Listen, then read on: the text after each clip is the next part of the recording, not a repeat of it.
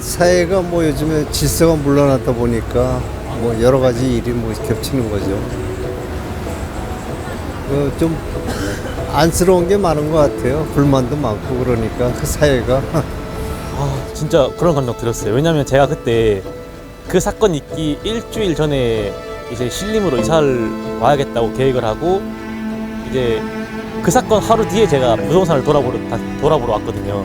근데 막 괜히 뒤에 돌아가는 사람이한테도 막 일부러 막 뒤돌아보게 되고 조금 무섭긴 했어요. 그냥 뭐 무섭다? 네, 무섭다랑 좀 안타깝다랑 그냥 좀 안타깝다 정도가 제일 컸고, 다른 애들 보니까 막 피도 엄청 많고 그리고 약간 되게 무섭더라고요. 뒤를 좀 많이 보게 되더라고요. 그래서 제가 신림 살고 있어서 걱정이 많이 됐어요. 우리 갈 길을 가자. 근데 옛날에는 안 그랬지. 옛날에는 정말 그러니까 길에서 그러니까 학생들이 그러면 어른들이 야단치고 그런 그거를 학생들이 받아들이고 그랬는데 요즘에는 정말로 그런 세상이 아니니까.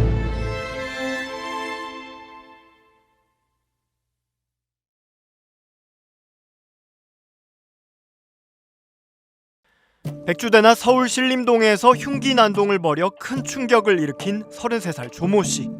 일면식도 없는 남성들에게 흉기를 휘둘러 한 명이 칼부림 소동이란 살해되고 2023년 7월에 서울의 신림역에서의 칼부림 사건을 시작으로 해서 연쇄적으로 발생한 불특정 다수를 대상으로 공공장소에서 일어난 공격 행동들을 훔칭해서 말하는 것입니다.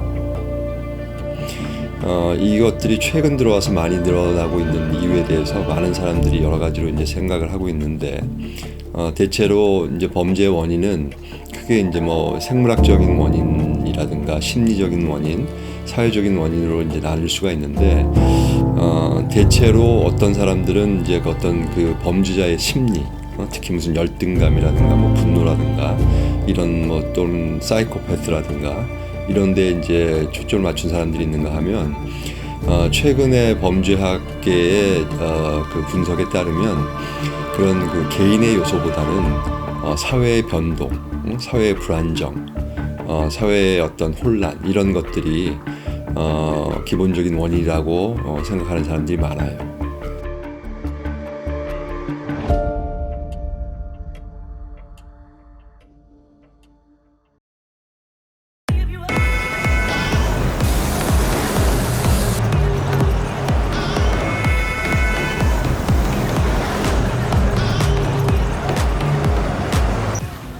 저도 보지는 못했지만 그 시간대 보던 애들이 많이 얘기해줘서 들었는데 그 이후로 항상 길거리 다닐 때마다 뒤를 자주 보게 되거나 그랬던 것 같습니다. 딱 그때 제가 퇴근하고 가는 수 있었던 시간대였어서 저 사람이 내가 됐을 수도 있겠다라는 생각이 들긴 했었습니다. 네, 그래서 약간 무서웠죠. 솔직하게 말씀드리면 되나요? 네, 솔직하게 말씀해 주시면 돼요. 저는 신림에서만 있었던 일도 아니고 사실은 그런 피해들이 좀 많잖아요. 전국 곳곳으로도 알려지지 않았을 뿐이지. 근데 뭐 신림에서만 있었다고 약간 좀 대대적으로 홍보 아닌 홍보가 돼가지고 좀 안타깝긴 한데, 그런 이미지로 오히려 약간 처음에 신림에 대한 이미지가 좀 안 좋아질 수도 있기 때문에 그런 건 좀 조심해야겠다라고 생각했어요. 이 시청률 경쟁도 치열해지면서 자극적인 방송을 하는 경우도 가장 있죠. 그 언론의 문제라고 할 수 있는 것은 이 전문가의 입장에서는 이해는 되는 부분이긴 하지만, 기본적으로 이제 언론에서는 제한된 시간 속에서 충분한 그 효과를 낼 수 있는, 그러니까 전달력이 또는 파급력이 강한 그런 그 강한 임팩트를 주기 위해서 가장 그 사람들한테 자극적이고 좀 더 그 임팩트 있는, 영향력 있는 그런 이제 그 내용을 담으려고 노력을 하는 것 같아요. 그러니까 그 기본적으로 이 범죄의 원인은 굉장히 다양해요. 아까 얘기한 것처럼 생물학적인 요인도 있고, 심리학적인 요인도 있고, 사회학적인 요인도 있고, 교육학적인 요인도 있고, 정치학적인 요인도 있고, 역사적인 요인도 있고, 굉장히 많단 말이에요. 근데 이런 그 다양한 원인들이 있음에도 불구하고 이걸 다 얘기하기에는, 그리고 또 다 그 감안해서 대책을 내기에는 굉장히 어렵고 그 시간이 많이 걸리는 일이죠. 근데 이런 것을 그 일반인들한테 알려줄 때는 가장 임팩트 있는 얘기만 하는 것이 가장 전달력이 좋고 파급력이 있고 사람들한테 충격을 줄 수 있기 때문에 그런데 이제 초점을 맞춰서 얘기를 하게 되고, 그러다 보니까 이제 가장 이 쉽게 얘기할 수 있는 것이 개인의 초점을 맞춰서 개인이 문제다, 범죄자가 문제다. 특히 이제 한동안 이제 사이코패스 얘기를 하면서 이 그 사이코패스가 문제다. 이 그 사이코패스가 개인이 갖고 있는 어떤 심리적인 정신 질환처럼 얘기하면서 이것에 초점을 맞춰서 얘기하다 보니까 모든 사람들이 범죄자 하면 이거 사이코패스가 문제야, 이 개인이 문제야, 이 사람만 없으면 이 사회는 문제가 없는데 이 개인이 모든 걸 다 망치고 있는 거야라고 이 일부 사람들에만 초점을 맞춰서 범죄 문제를 해결하려고 해요. 사건이 일어난 장소를 언론에서 보도를 하지 않을 수는 없기 때문에 어느 정도는 그런 문제를 전혀 배제할 수는 없겠지만, 한편으로는 또 지나치게 어떤 장소에 대해서 강조를 하다 보면은 그런 장소와 장소의 사건과 관련한 부정적인 정서들, 공포라든지 혐오감 같은 정서들이 연합이 될 수가 있기 때문에 이런 언론에서는 지나치게 그런 장소들에 대한 언급을 너무 많이 하지 않는 것이 바람직할 거라고 생각합니다.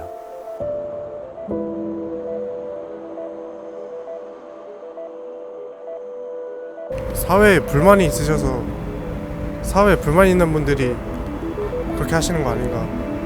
무언가가 결핍되거나 아니면 사회적으로 막 똑같이 저도 불만이 있어서 그런 일들이 벌어지지 않았나라고 생각을 합니다. 자기가 겪고 있는 일이 잘 안 풀리고 그게 마치 사회의 문제 같아서 어떻게 보면 반항심 이런 게 아닐까요? 그런 안 좋은 참사를 일어나게 한 커뮤니티에서 그런 걸 이제 예고를 하고 그런 짓을 했잖아요. 좋다, 해봐라, 이런 식으로 해버리니까 안 그래도 문제가 있던 사람이 약간 그게 점화가 되지 않았나 싶습니다, 저는. 그렇기 때문에 많은 사람을 만나서 많은 대화를 나눠야지 자기의 안 좋은 생각도 붙이고 하는 건데, 그런 걸 하지 않았기 때문에, 너무 단편적인 사고밖에 안 했기 때문에 그런 상황이 벌어진 것 같습니다.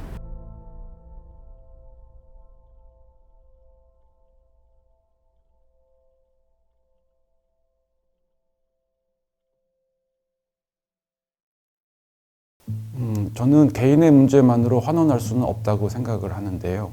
그 이유는 그런 식으로 쉽게 어떤 개인한테 이유를 돌리고 손가락질하는 것은 굉장히 쉽지만, 그 기저에 깔려있는 사회 구조적인 문제라든지 또는 정부의 정책에 관한 문제들을 파악하는 것이, 그것이 더 문제를 근본적으로 해결하는 데 도움이 될 수 있다고 생각합니다. 그래서 이것은 우리 사회 전체의 맥락에서 살펴봐야 되는 문제라고 생각합니다.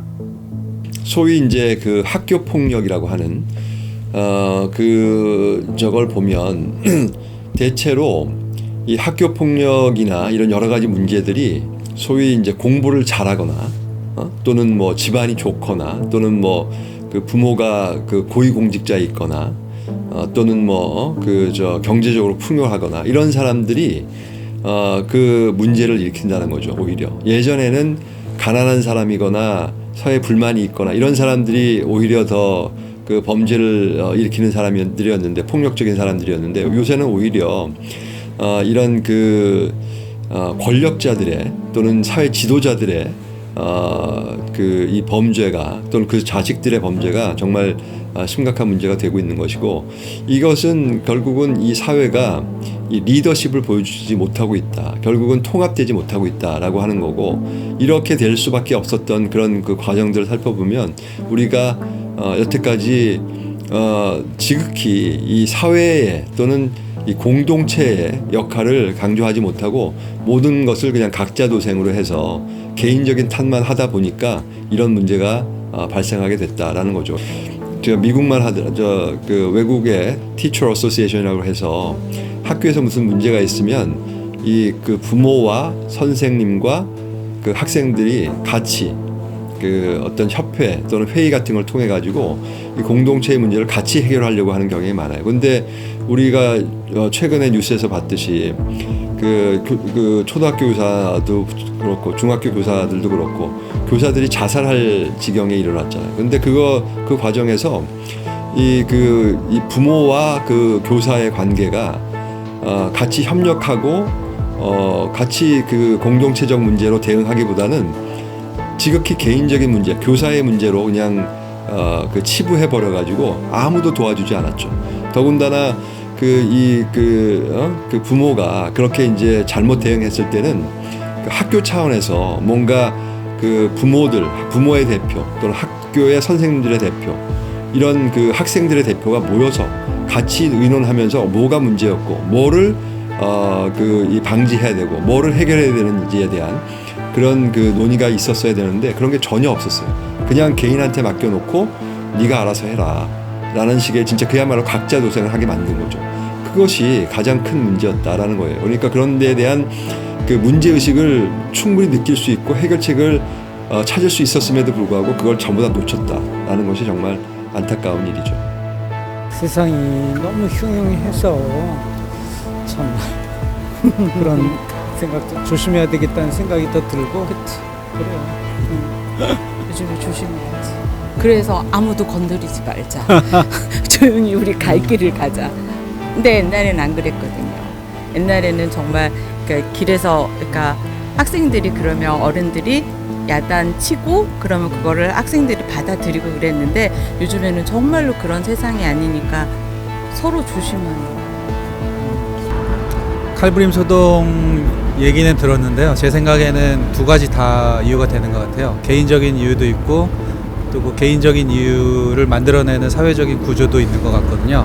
그래서 만약에 그 해결책을 강구한다면 개인적인 접근 플러스 사회적인 접근 두 가지가 다 필요하다고 봅니다. 그런 거에 휘둘리지 않았으면 좋겠어요. 그러니까 저게 잘못된 건데 저런 게 그럴 수도 있지.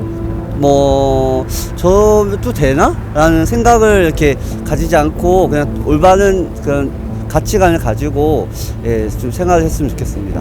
네, 순간적으로 화를 참지 못하거나 망상에 빠져서 다른 사람에게 해를 가하는 범죄가 갈수록 늘고 있습니다. 그거를 하나하나에 너무 신경질적으로 반응하는 것보다는 인간 사회가 한동안 풍요롭고 평안한 사회를 살아오다가 왜 갑자기 최근에 이런 균열들이 벌어지게 생겼나 하는 거를 저는 분석해야 된다고 생각합니다. 우리가 이 한국 사회에 살고 있으면 사회의 구성원이라고 하는 그런 참여 의식을 가져야 돼요. 그리고 경제가 발전하고 또 사회가 발전하면 개인주의화 될 수밖에 없어요. 개인화되는 사회로 될 수밖에 없는데도 불구하고 이 도시화되고 산업화되고 경제가 발전한 곳에서도 여전히 공동체가 중요하다. 다른 사람들과의 관계가 중요하다. 그리고 사실 우리는 요즘 보면 그 소위 SNS라는 걸 통해 가지고 요즘 보면 카톡 안 쓰는 사람 없죠. 그리고 카톡 단체방에 소속되지 않은 사람 없어요. 그러니까 그런 데서도 분명히 드러나듯이 우리는 개인적으로 살아가고 있는 것이 아니라 공동체의 일원으로 살아가고 있어요. 근데 그런 공동체 일원에서 보면 그 공동체에 필요한 그런 규율이나 규칙을 어기고 아니면 공동체적 가치를 훼손하는 그런 이상한 걸 올린다든가 나쁜 뒷담화를 한다든가 이런 것들이 있었을 때 많은 사람들이 문제의식을 갖지 않고 그냥 같이 동조해버리고 거기에 따라가는 그런 모습을 보이는 건 굉장히 안타까운 일이죠. 그러니까 이런 조건들이 충분히 이루어졌는데도 불구하고 이 사회를 자꾸 각자도생의 사회로 만들어가는 거 이거는 절대 바람직하지 못하다. 우리가 항상 잊지 말아야 될 것은 우리가 사회의 구성원이다. 우리 사회가 좀 더 이 아름다운 사회, 좀 더 따뜻한 사회, 좀 더 신뢰할 수 있는 사회를 만들기 위해서 우리가 뭘 해야 되는지 이거에 대해서 심각하게 고민해야 된다. 그리고 또 이제 아까도 얘기했지만 특정 언론에서 얘기하는 것처럼 범죄 문제는 개인의 문제다라고 치부해버리면서 그 개인만 없으면 그 범죄자만 없으면 우리 사회 안전해질 것이다 라고 하면 그건 진짜로 잘못된 생각이다. 이 뒤늦갱의 책에도 나오지만 제일 나쁜 사람 없애면 그 다음 나쁜 사람이 나와요. 그 다음 나쁜 사람 없애면 그 다음 나쁜 사람이 또 나와요. 그러니까 범죄가 없는 사회는 있을 수가 없어요. 범죄는 정상이라고 하는 게, 범죄가 있는 사회가 정상인 거예요. 그렇지만 그런 범죄가 가장 가능한 한 최소화시키고 이거의 악영향을 최소화시키는 것, 그것이 우리 사회가 할 일이다라는 것을 여러분들이 잘 알고 내가 무엇을 할 수 있느냐에 대해서 여러분들이 고민하는 그런 시간을 가져주시기를 바랍니다.